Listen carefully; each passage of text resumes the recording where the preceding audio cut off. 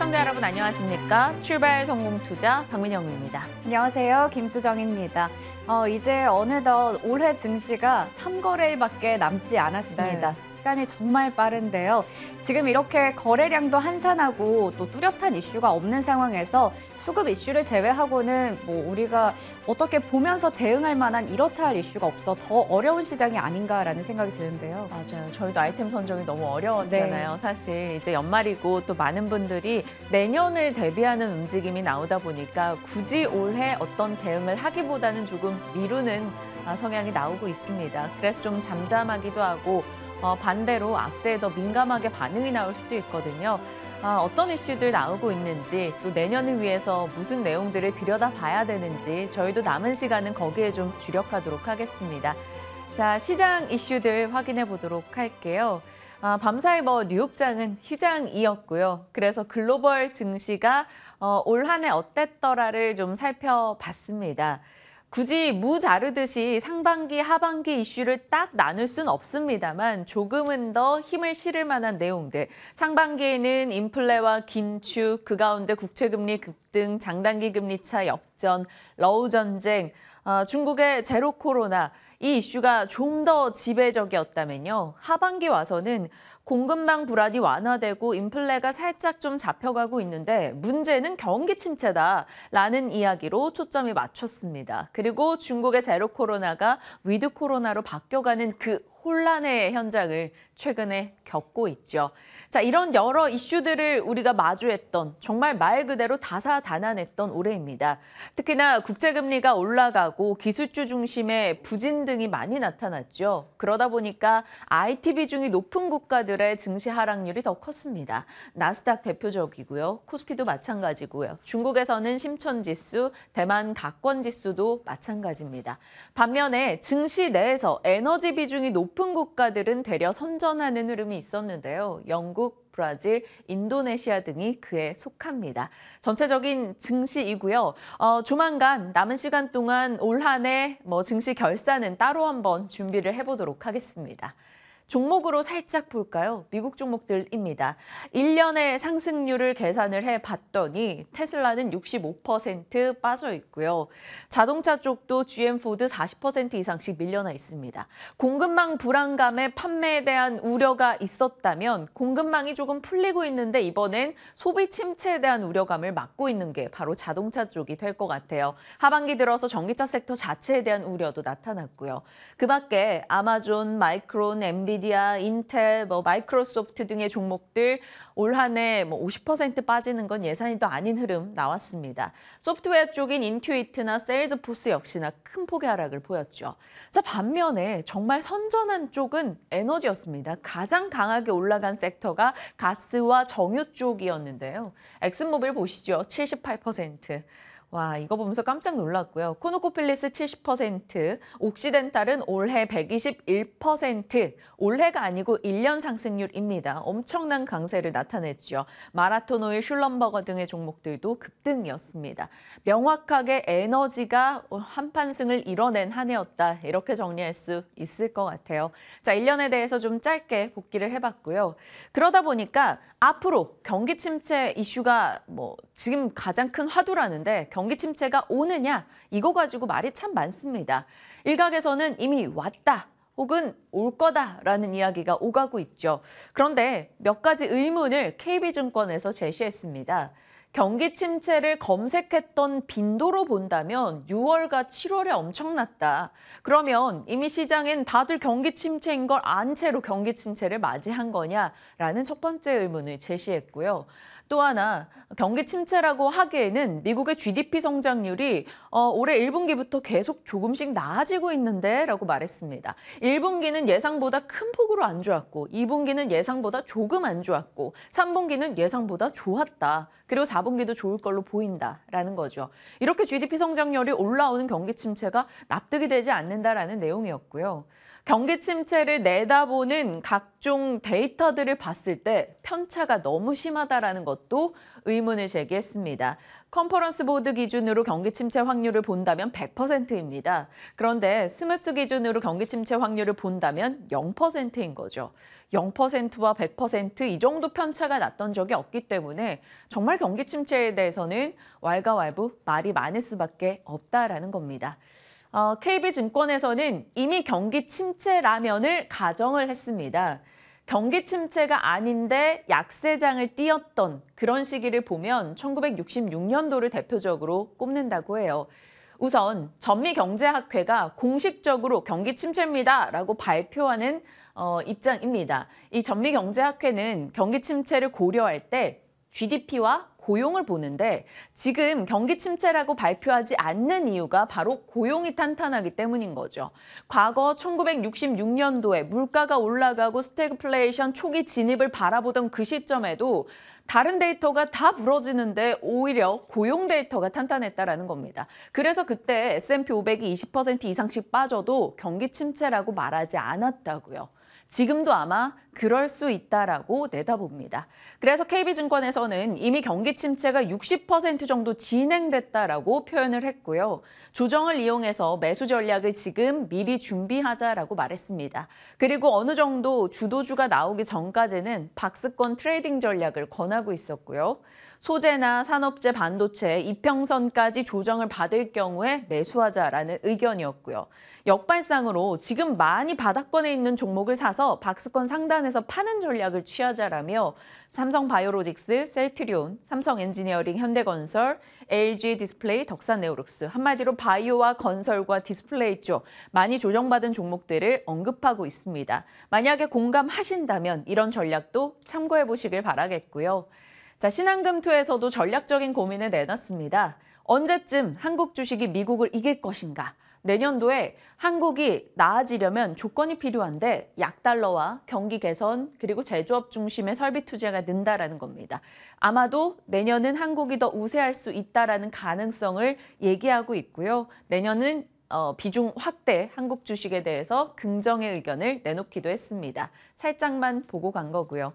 자, 문제는 긍정적으로 내놓고 있는 섹터에 2차 전지가 요즘 다 빠지고 있다라는 겁니다. 왜 많은 이들이 선택지에서 2차 전지를 조금씩 배제하고 있을까? 기대가 최근 좀 우려로 바뀌고 있습니다. 유럽의 역전 현상도 지적이 됐는데요. 지금 가스비, 전기료 이런 것들이 워낙 올라가고 있다 보니까 주유비보다 전기차 충전비가 더 드는 상황이 됐다라고 하죠. 결국에는 전기차 보조금 축소 움직임도 나타나고 있고요. 그래서 전기차에 대한 메리트가 유럽에서 떨어지고 있다라고 지적하고 있습니다. 그리고 국내에서도 인플레이션 감축법 관련해서 이게 3개월 연기가 됐다 보니까 불확실성이 너무 확대됐다라고 이야기하고 있습니다. 2차 전지 기업들의 4분기 실적 또한 부진할 것이라는 전망 같이 나오고 있는데요. 2차 전지 쪽 어떻게 바라봐야 될지 저희 살펴보겠고요. 다만 충전 관련해선 이슈가 정말 많이 나오고 있습니다. 이거 계속해서 저희가 전해드렸던 내용이에요. 각 대기업에서 충전 사업을 어떻게 하고 있다라는 건데 우리가 충전 쪽 사업을 해 나갈 때 항상 이 표를 보여드렸습니다. 전기차를 살 때 고민하는 이유, 비싼 가격이나 긴 충전 시간, 부족한 충전 인프라 이런 것들이 이제는 갖춰지기 시작했다라는 거고요. 그렇다면 굵직한 대형사, 대기업 위주로 봐야 될지 아니면 그 아래 조금 더 작은 종목들을 봐야 될지 언제나 고민된다라고요. 일단 어제는 좀 좋은 흐름을 나타내는 듯 했었는데 시장 변동이 좀 있다 보니까 결국에는 뚜렷한 방향을 내지는 못했습니다. 제가 기술적 분석을 잘하고 이런 건 아닙니다만 차트 분석을 하는 분들의 의견을 빌리자면 전기차 충전 관련주들이 바닥권에서 좋은 흐름을 잘 다져놨기 때문에 올라갈 여지가 있다라는 이야기도 나옵니다. 그래서 잠시 후에 시간이 허락하면 진만쌤에게 충전 관련한 전략도 살짝 여쭤보도록 할게요.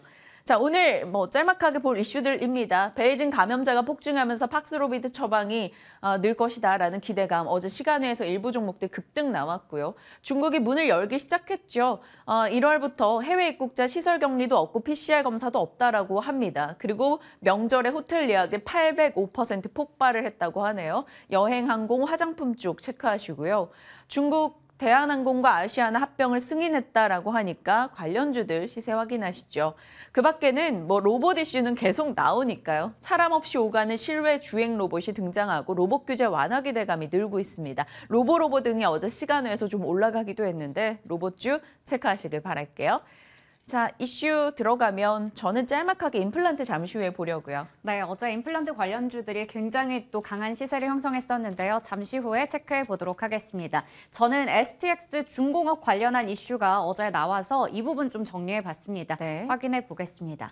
앞서 한화가 지난 16일에 대우조선해양을 품게 됐다 이 소식에 대해서는 19일에 브리핑 통해서 전해드렸었습니다. 그런데 어제 단독 보도로 한 매체에서 한화가 이번에는 STX 중공업 인수전에 뛰어들었다라는 소식이 전해졌습니다. 한국조선해양과 하나그룹을 포함해서 4-5곳에서 좀 참전을 한다라는 얘기가 나오면서 우선은 한국조선해양과의 2파전이 될 것이다라는 전망이 나오고 있는데요.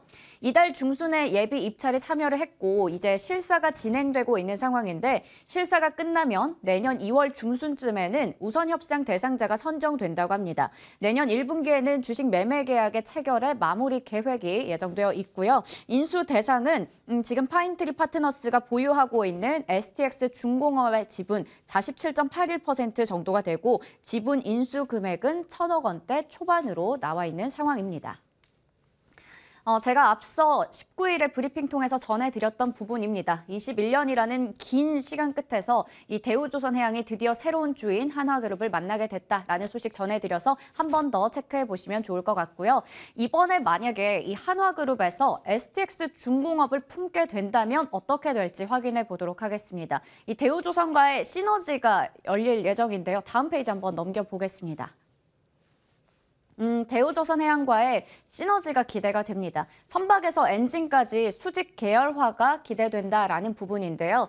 STX 중공업은 선박용 저속 엔진 부문의 글로벌 3대 사업자 중 하나로 꼽히기도 하고요. 선박용 디젤 엔진과 이중 연료 엔진 등에서 강점을 나타내고 있는 기업입니다. 대우조선해양은 STX 중공업의 1등 매출처이기도 하기 때문에 앞으로 이 부분에 대해서 기대가 된다라는 건데 한화 측에서는 일단 관련한 사안에 대해서 지금 확인해 줄 수 있는 게 없다라고 밝힌 상황입니다. STX 중공업 올해 실적도 계속해서 개선세를 나타내고 있습니다. 조선 업황이 회복되면서 이렇게 개선이 나오고 있는 건데요. 2분기와 3분기에 연속으로 흑자를 기록했고요. 상반기에 선박용 엔진과 기자재 수주액도 전년 동기 대비해서 1.8배 증가했습니다. 그리고 친환경 엔진 수주 잔고의 비중도 70% 가까이 증가하는 모습이 나왔습니다. 또 올해 4분기에도 지난해 연결 기준 매출의 40% 정도에 달하는 금액을 수주했고요. 그리고 선반 엔진의 수주액도 연평균 성장률이 51%로 예상되고 있습니다.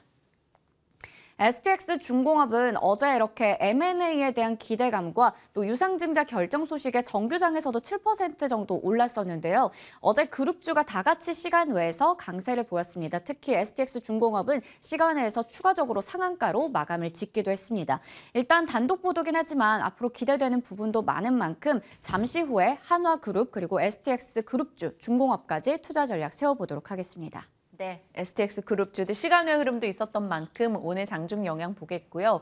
어제 말씀 주신 대로 또 잔금해제에서 수정 앵커가 살짝 짚어주시기도 했던 대로 임플란트 관련 종목들이 시장 대비 확연하게 선전을 했습니다.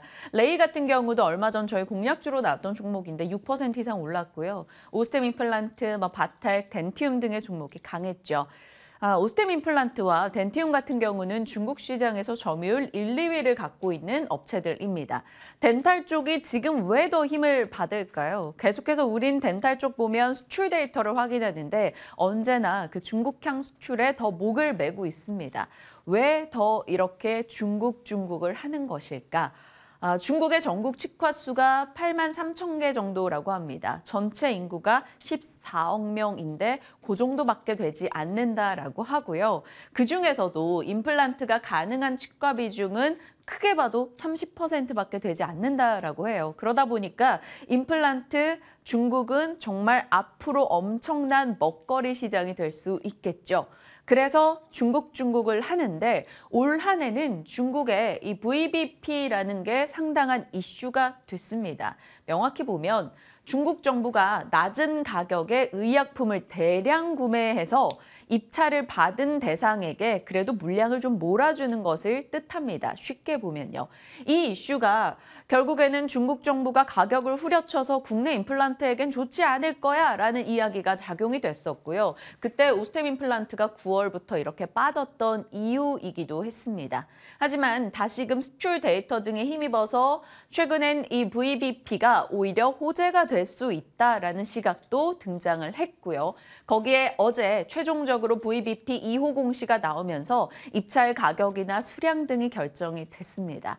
그 내용을 들여다봤더니 1차 년도 잠재 수요 250만 세트인데 이 중에 90% 구매 예정이고 그중에 한국의 비중이 57% 정도라는 거였고요. VBP 입찰 할인율을 봤더니 기존 가격보다는 한 20% 정도 할인된 가격이라고 합니다. 그런데 이건 예상했다라는 겁니다. 시장에서는요. 20% 정도 할인된 가격이긴 한데 물량이 확보가 정확히 되니 P는 떨어져도 Q는 크게 올라갈 거다라는 해석이 나오면서 어제 또 임플란트 관련 종목들이 올라서기도 했습니다. 시장 대비 꽤 좋았었기 때문에 11월, 12월 굉장히 좋은 상승률을 나타냈기 때문에 오히려 지금 이 이슈가 나왔을 때 조금 덜어내야 되는 시점인지 아니면 더 끌고 가볼 수 있을 것인지 고민이 됩니다. 진만쌤과 이야기 나눠갈 거고요. 가나 어제 이거 보면서 속상하더라고요. 네, 맞습니다. 북한 소식이 계속해서 왜 이렇게 들리는지 모르겠습니다. 네. 이 얘기가 나올 때마다 뉴스 보면서 오늘 또 방산주 좀 움직이겠구나 이런 생각이 들었는데요. 5년 만에 공식적으로 확인이 된 건 또 처음이라고 하는데 이 북한의 무인기가 우리 영공을 침범했습니다. 7시간 동안 우리 측에서도 100여 발을 쏘고 했지만 격추는 실패했다라고 하는데요. 이 민간의 상황을 고려해서 공격에 대해서 좀 옵션을 제한적으로 운용했기 때문이다라는 이야기도 있었고요. 또 이러한 과정에서 우리 공군의 전술 통제기가 추락하는 그런 사고도 있어서 또 한편으로는 걱정도 되고 안타깝기도 했었습니다. 일단 이 뉴스가 나오면서 시간외 거래에서 빅텍이라던가 퍼스텍 같은 종목들, 방산주들이 강세를 또 이어가기도 했습니다. 퍼스텍은 시간외에서 7%대 상승세를 나타내기도 했었고요. 그리고 그 전에 정규장에서도 방산주들의 분위기가 일부 괜찮았는데요. 지난 23일에 루마니아에서 국방장관이 우리나라의 방안에서 지금 K무기에 대한 추가 수출 기대감이 또 높아져 있는 상황이라고 합니다. 관련해서도 힘을 받았었고 시간 외에서도 추가적으로 올라간 만큼 방산주에 대한 시각도 한 번 더 짚어보도록 하겠습니다. 네. 방산주 내에서도 조금 작은 사이즈를 볼지 큰 사이즈를 볼지 작은 사이즈 트레이딩 관점으로 대응할지 전략은 다양합니다. 공격적인 전략 피기가 어려운 지금이다 보니까 그 부분까지 감안해서 전략을 챙겨보도록 할게요. 지금부터 함께 하시죠.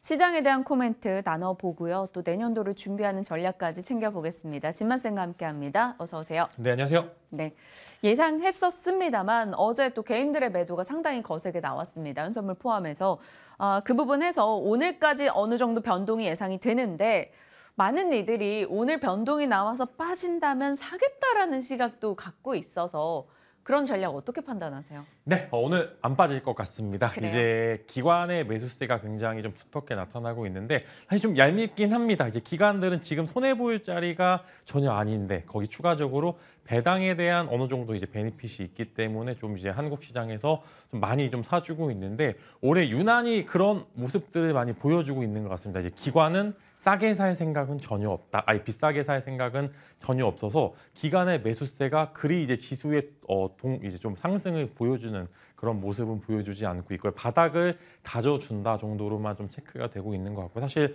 한국 시장을 끌어올렸을 때 이제 뭐 내릴 때 다 주요 주체는 외국인들인 것 같았었는데 이제 외국인들도 어제 사실상 종가 정도 부근에서는 어느 정도 매수세로 동반이 되면서 일단은 1차적으로 바닥은 잡았다 정도로 마무리가 될 것 같고요. 이제 사실 지난주 금요일장 보신 분들은 아시겠지만 미국 시장이 정말 전투였습니다. 이제 뭐 어제 미국 선물이 쉬는 모습을 보여주면서 쉬는 날이어가지고 그런 부분들이 사실 반영이 좀 안 된 부분도 있었는데 어제장도 굉장히 좀 치열했다. 그러나 결국에는 기관이 개인의 좀 차익 물량을 어느 정도 가져가면서 이런 부분들이 지수의 하단부를 잡혀주는지 여부를 좀 체크하셔야 될 것 같고요. 오늘 이제 드디어 미국 선물이 다시 열리고 이제 또 다시 배당락 전 마지막 이제 거래일인데 이런 부분들에 있어서 과연 오늘도 개인의 매도세가 나오게 된다라고 하면은 지수는 그리 나쁘지 않을 것으로 예상이 됩니다. 아마 추가적으로 나올 물량이 조금 더 있을 것으로 예상이 되고요.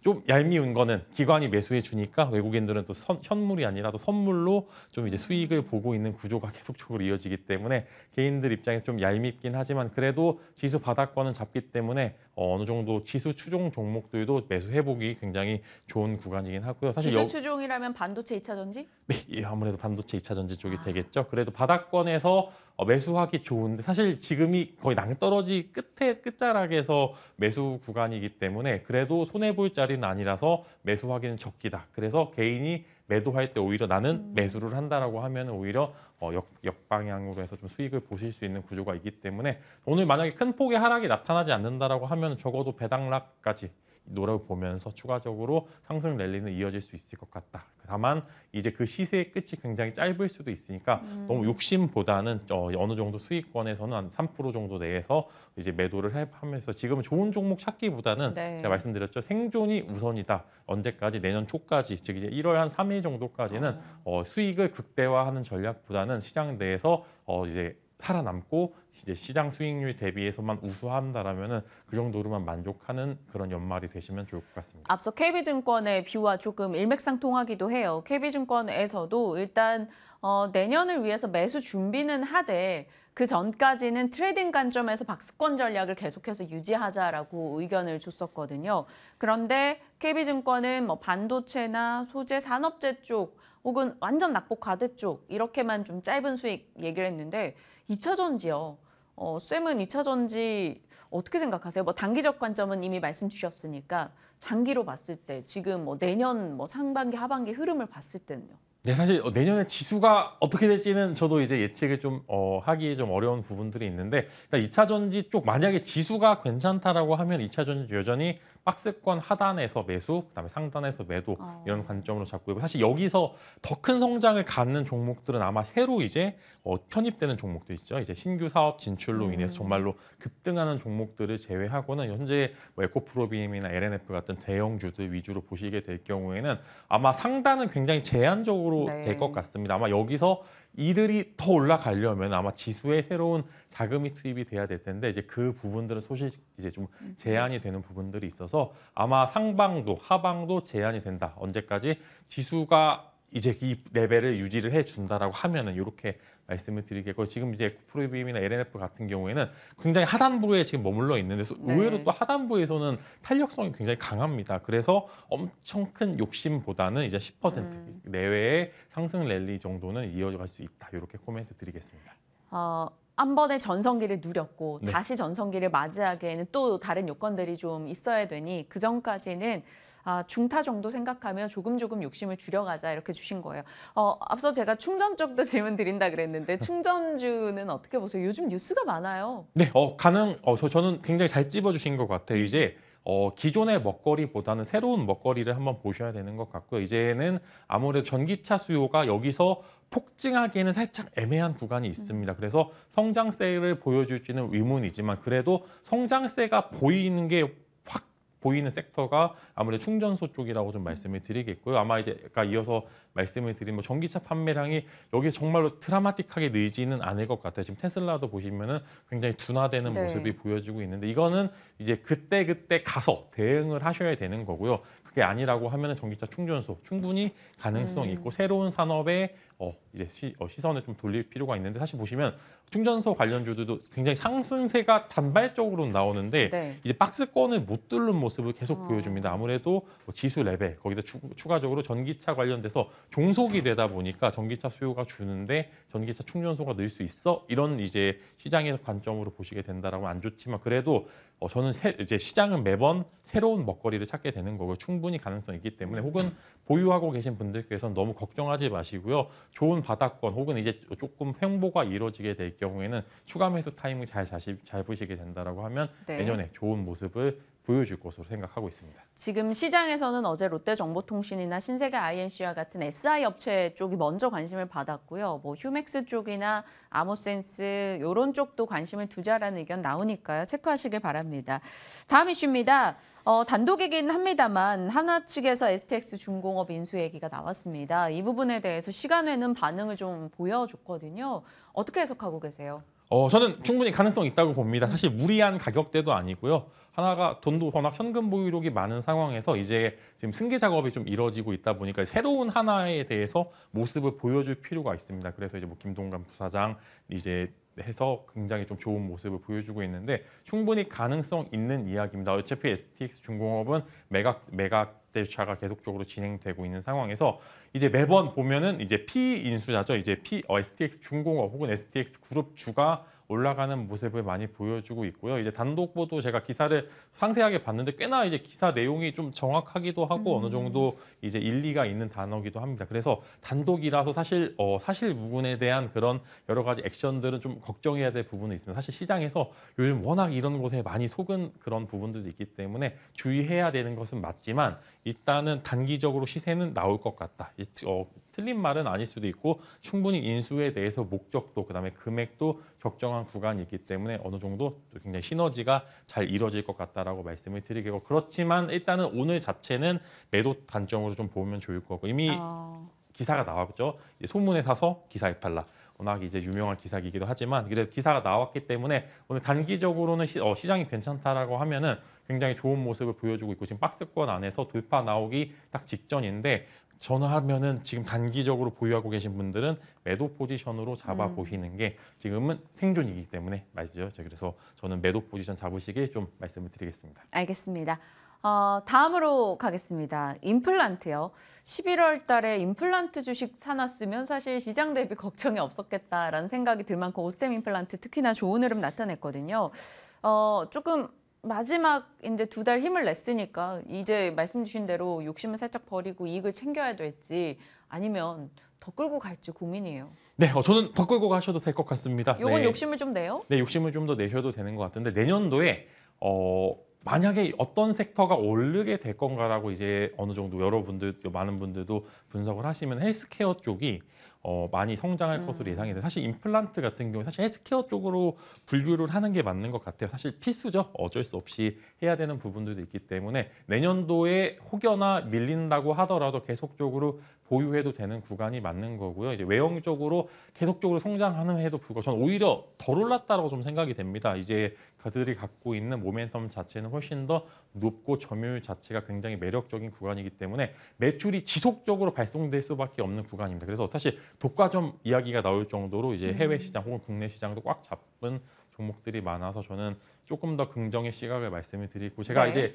계속적으로 장기 보유하게 된다라고 하면 오스템 임플란트 보유해도 된다라고 말씀을 드렸는데 그래도 화답은 좀 해준 것 같습니다. 주가 탄력성 굉장히 좋고 배당 성향도 굉장히 짙은 종목에다가 추가적으로 경영권 분쟁 이야기가 좀 있죠. 근데 경영권이 사실 그렇게 단단한 경영권을 갖고 있지는 않아서 지분 구조가 워낙 이제 그렇게 좋은 구간은 아니라서 이벤트까지 있기 때문에 뭐 대장인 오스템 임플란트 계속 관심을 가져보셔도 좋을 것 같고요. 이제 레이나 이제 기타 여러 가지 오스코테닉, 뭐 바텍, 덴티올 같은 종목들도 관심을 가질 필요는 있겠으나 저라면은 레이나 오스템 임플란트 정도까지만 관심을 가지시는 게 좋을 것 같고 그 네. 밑에 후발주자들은 그냥 오르니까 같이 오르는 정도로 보시면 좋을 것 같고요. 투자하기 굉장히 좋은 종목들은 오스템 임플란트, 레이 두 종목으로 한정이 돼서 투자를 해보자. 뭐 많이 올랐다고는 하지만 저는 추가적인 상승 충분히 네. 있을 것 같다라고 말씀을 드리겠습니다. 레이 얘기해 주신 거 기억합니다. 오스템 임플란트도 미리 좀 저희와 전략을 나눠봤었고요.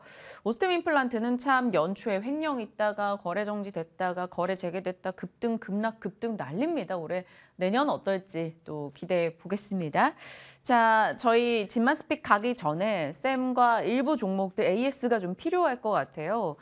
셀트리온 제약, 이노스 첨단 소재, 나무가, 제주항공, 재룡전기인데 나무가 보면서 전 쌤 생각 많이 했어요. 다른 어떤 프로그램보다 좀 빨리 얘기를 해주셔서 왜 벌써 CES를 하냐 저희가 막 이런 얘기를 했었잖아요. 그랬는데 어제 또 나무가 급등이 나면서 반갑더라고요.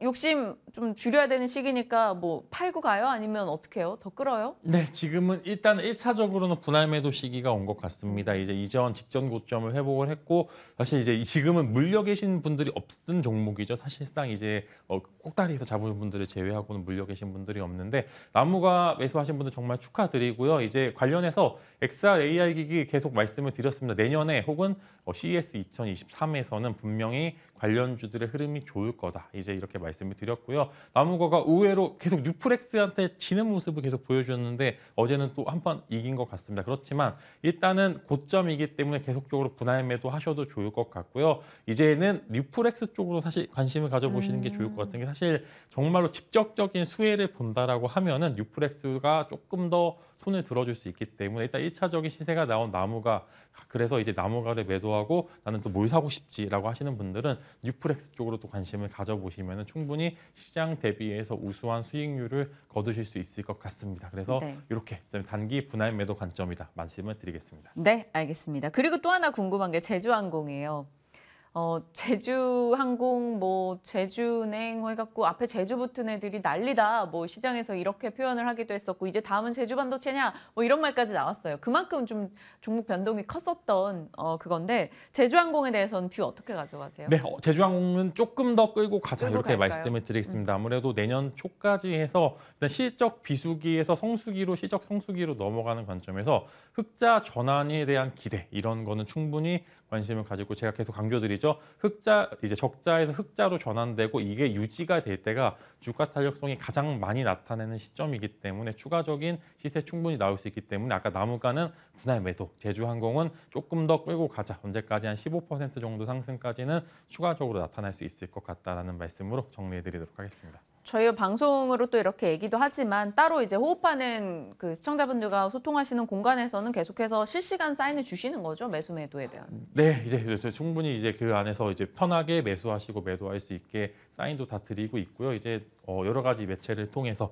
이제 많은 정보를 드리고 있으니까 네, 항상 내년에도 같이 해주시길 바라겠습니다. 네, 자 진만스픽 가겠습니다. 올해 다소 좀 방어적인 종목 이제 배당 쪽으로 이제 막차를 타보자라는 내용인데 어떤 종목으로 픽하셨어요? 네, 제가 그 안에서 여러 가지 좀 찾아봤고요. 이제 그래도 우량한 종목들 위주로 좀 가져와 봤습니다. 배당과 저점 매수가 동시 가능한 이제 그런 종목들 가져와 봤고요. 이제 말씀을 드리려고 하는데 일단 먼저 SK텔레콤 관심을 가져보시면 좋을 것 같아요. 돈 굉장히 많이 법니다.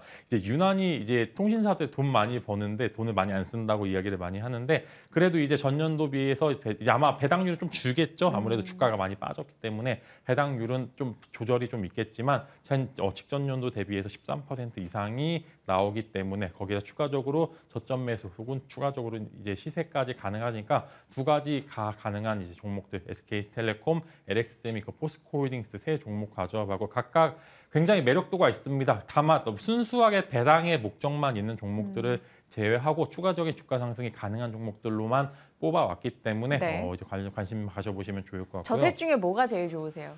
저는 탄력성은 LX세미콘이 제일 LX세미콘. 나을 것 같고요. 이 다음에 조금 안정적인 부분에 대해서 말씀을 드리면 SK텔레콤이 조금 더 안정적이고 포스코홀딩스는 저는 여기서 주가 탄력성이 한 번 더 나오게 되면 35만 원 정도까지 충분히 가질 수 있기 때문에 각각 좀 매력도가 있는데 위에서 이제 좀 탄력성 위주로 말씀을 드리면 LX세미콘, 포스코홀딩스, SK텔레콤 순서대로 관심을 가져보시면 좋을 것 같습니다. 네, 배당 그리고 저점 매수가 가능한 좀 우량한 종목들 위주로 좀 추려주셨어요. 참고하셔서 탄력도냐 혹은 조금 더 안정성을 추구하냐에 따라서 종목픽은 좀 달라질 것 같습니다. 자, 올해 또 진만쌤과 계속 전략을 이어오고 있는데 오늘도 같이 다양한 이야기 다뤄봤습니다. 고맙습니다.